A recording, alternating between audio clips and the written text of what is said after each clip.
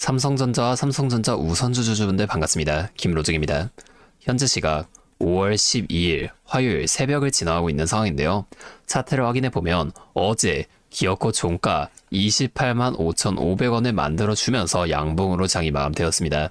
외인의 매도세도 이겨내며 버텨주는 모습을 봤을 때 오늘 아침 30만원까지 추가적인 상승이 나와주는 게 아닐까 하면서 좀 설레시겠지만 여러분 지금 절대 안심하시면 안 됩니다.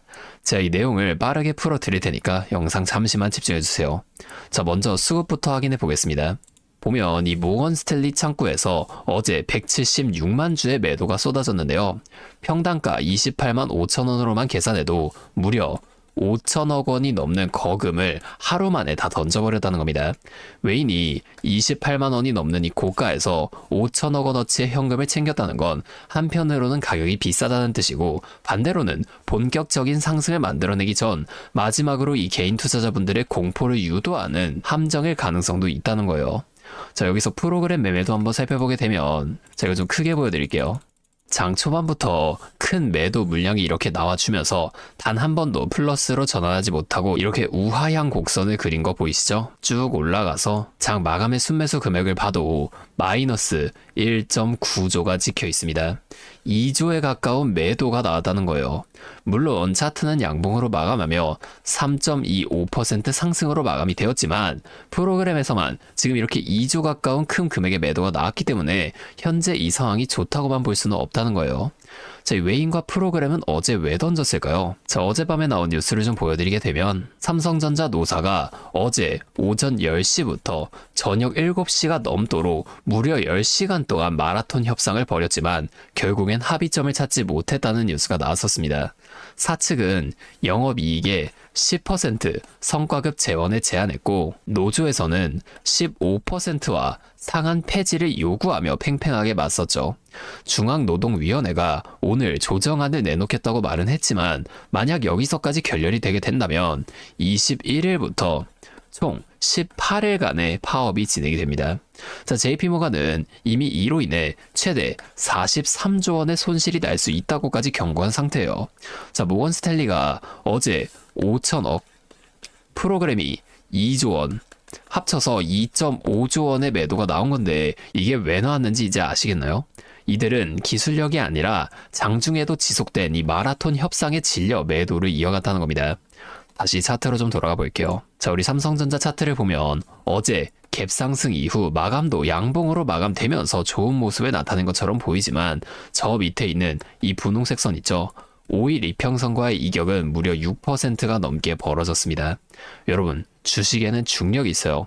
이평선과의 거리가 이렇게 크게 벌어지면 아무리 강한 종목도 다시금 이 이평선들을 만나러 내려올 수밖에 없다는 겁니다. 특히 지금처럼 이 대외적인 거대 악재와 내부의 마라톤 협상이 결렬 위기에 처한 시점엔 이 낙폭이 상상을 초월할 수 있다는 거예요. 이 우선주도 마찬가지입니다. 자, 뉴스를 하나 더 보여드릴게요. 자, 이 제목을 보면 미 연준 사상 초유의 잔류, 전 현직 의장 600일간 불편한 동거 이렇게 적혀 있는데요. 오는 15일에 의장 임기가 끝나는 제롬 파월이 여기서 물러나지 않고 2028년까지 이 연준 이사직을 유지하겠다고 선언했다는 겁니다. 자, 이거는 78년 만에 처음 있는 일이에요. 이게 왜 악재로 볼 수 있냐면 트럼프의 복심인 케빈 워시 신임 의장 지명자와 이 제롬 파월이 한 회의실에 앉아 서로 다른 목소리를 내는 이 600일간의 불편한 동거가 시작됐기 때문입니다. 중앙은행이 단일한 메시지를 내지 못하는 순간 시장의 신뢰는 붕괴되고 이 변동성이 폭발할 수밖에 없게 된다는 거예요. 자, 많은 분들이 트럼프 쪽 사람이 이제 연준 의장이 되면 금리가 내려가겠지 하면서 좀 기대를 하셨을 텐데요.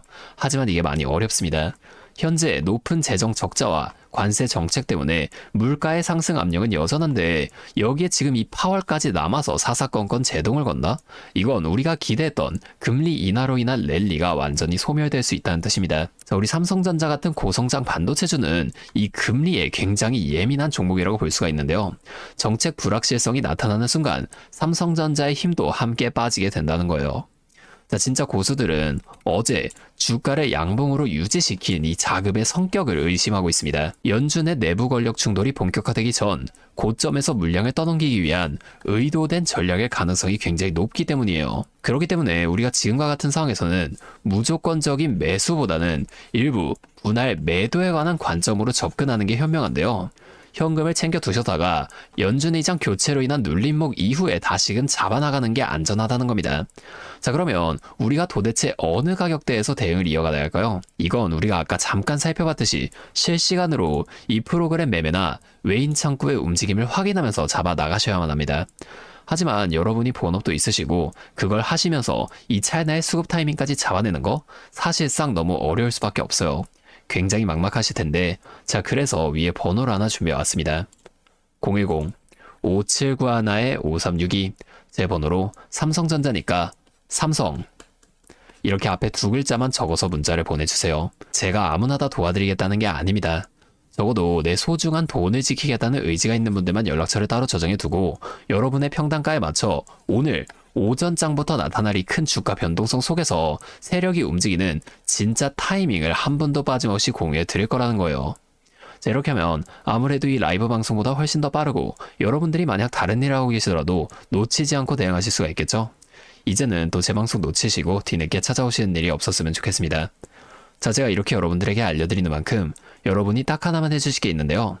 뭐 돈 들어가는 건 아니고요. 그냥 구독과 좋아요 그리고 댓글로 삼성 화이팅, 삼성 힘내라 이 정도만 한 번씩 적어주세요.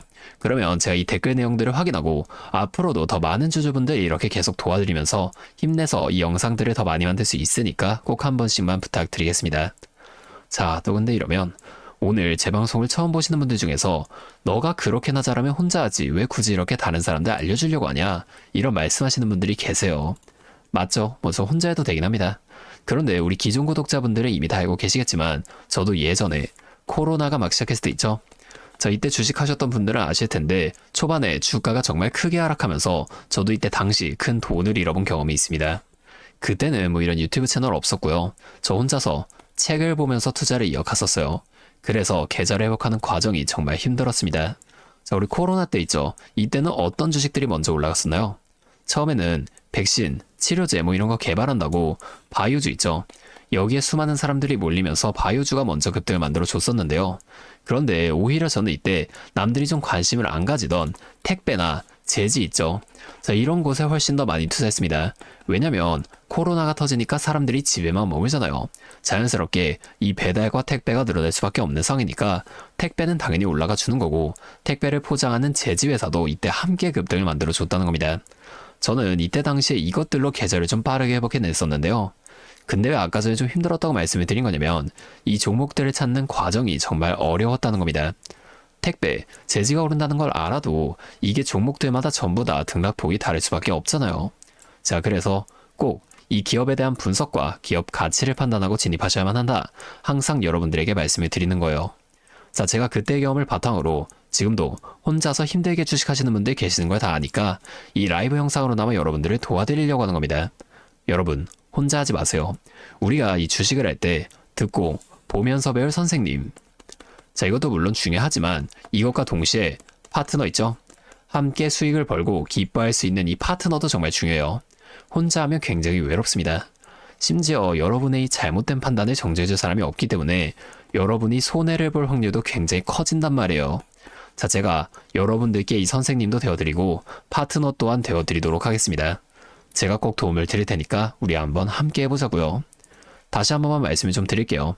상단에 있는 제 번호 010-5791-5362 자, 여기로 삼성 두 글자만 적어서 문자 보내주시면 제가 오늘 실시간으로 분석한 이 대응 전략들을 빠르게 다 공유해드리면서 좀 이따 오전장부터 나타날 수 있는 이 큰 변동성 속에서도 여러분들이 실속 있는 결과를 내실 수 있도록 제가 꼭 힘이 되어드리겠습니다.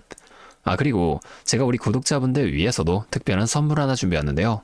바로 현재 가장 큰 이슈인 이 AI 데이터 센터와 깊게 연관 있는 냉각 섹터에 관한 자료입니다. 자, 지금 전쟁이라는 리스크 속에서도 AI 데이터 센터는 계속 늘어나면서 전력 효율은 생존의 문제가 되었는데요. 이 늘어나는 AI 데이터 센터에 열을 식히지 못한다면 막대한 전기세 폭탄에 맞게 된다는 겁니다. 결론적으로 이 AI 시대의 진짜 승자는 에너지를 덜 쓰게 만드는 이러한 냉각 기술을 가진 기업들이 또 될 수밖에 없는데요.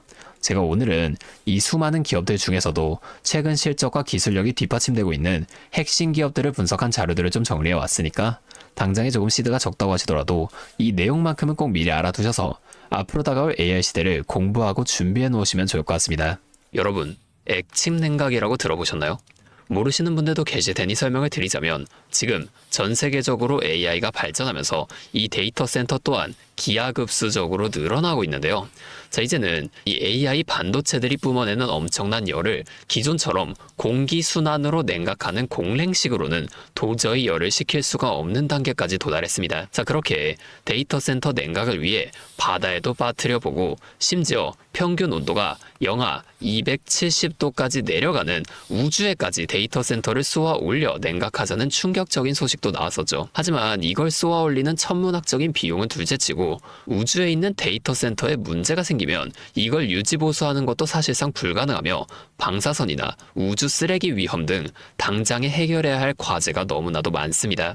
현실적으로 최소한 10년에서 20년 뒤에나 가능할 공상과학 같은 이야기라는 거예요. 그래서 지금 당장에 계속해서 늘어나는 데이터 센터에 열을 식혀줄 핵심 기술이 바로 이 액침 냉각이라는 겁니다. 이 액침 냉각은 열 전달 효율이 공기보다 수천 배 높은 특수 액체에 서버를 통째로 담가버리는 기술인데요. 당연히 이 특수 액체를 개발하는 기업이 큰 수혜를 가져갈 수밖에 없는데, 자, 기존에는 이 특수 냉각유 시장을 전 세계적으로 3M이 독점하고 있었습니다. 하지만 2025년 12월 전 세계적으로 환경, 인체 유해 등 영원히 존재하는 화학물질로 논란이 된 PFAS 관련 사업에서 완전히 발을 빼기로 하면서 데이터 센터 냉각의 핵심 소재인 노백 또한 함께 단종되어 버렸는데요. 수십조 원짜리 거대한 시장이 하루아침에 텅 비어버린 겁니다.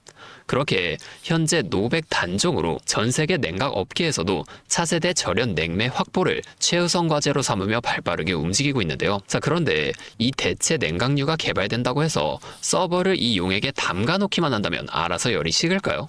아닙니다. 자, 이 서버에 열을 흡수한 뜨거운 액체를 밖으로 빼내서 열을 식히고 다시 차가운 액체를 서버에다가 고압으로 쏴주는 이 펌프 시스템이 반드시 필요한데 이걸 전문용어로 CDU라고 부릅니다. 자, 데이터 센터에 액침 냉각 수조가 하나 들어갈 때마다 이 CDU도 무조건 세트로 들어가 줘야만 한다는 거예요. 자, 이 시장이 얼마나 돈이 되면 현재 우리나라의 LG전자 같은 이 대기업까지 이 CDU 펌프 시장에 뛰어들며 판을 키우고 있죠.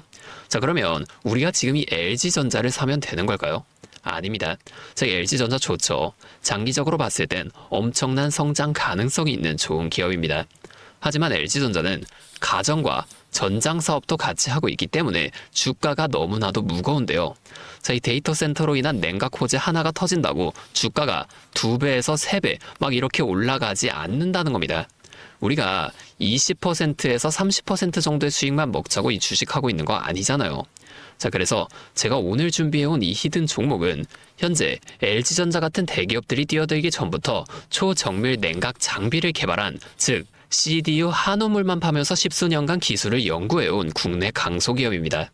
제 기업은 매출의 대부분이 이 냉각 장비에서 나오기 때문에 지금 글로벌 빅테크들과 진행 중인 수주가 결실이 맺어지는 순간 회사의 체급 자체가 아예 바뀌어 버릴 수밖에 없다는 거예요. 자, 이 액침 냉각 테마가 뉴스에 도배되고 모든 사람들이 이 기업을 알게 되면 그때는 이미 늦습니다. 지금 눈치 빠른 외인 세력들은 이미 이 종목을 바닥에서 주워 담고 있는데요.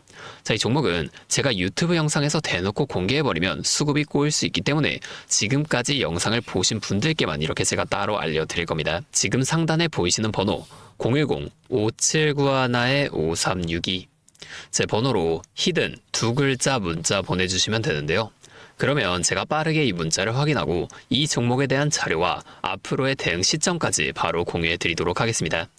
여러분, 지금 이 시장은 뉴스가 나오거나 남들이 다 알고 있을 때 들어가면 늦을 수밖에 없습니다. 우리가 큰 수익을 가져가기 위해선 남들이 하루하루 차트 보면서 노심초사할 때 현재 시황을 공부하고 이를 통해 이후 수혜를 받을 종목의 바닥이 될 수 있는 구간을 빠르게 확인해 놔야 앞으로의 큰 흐름을 놓치지 않을 수 있다는 거예요. 자, 혼자 하면 이 과정이 굉장히 오래 걸릴 수밖에 없습니다. 제가 든든한 파트너가 되어드리면서 이 노하우까지 전부 다 알려드릴 테니 저와 함께 공부하시면서 앞으로도 성공적인 투자를 이어나가시면 좋을 것 같습니다. 지금까지 김로직이었습니다.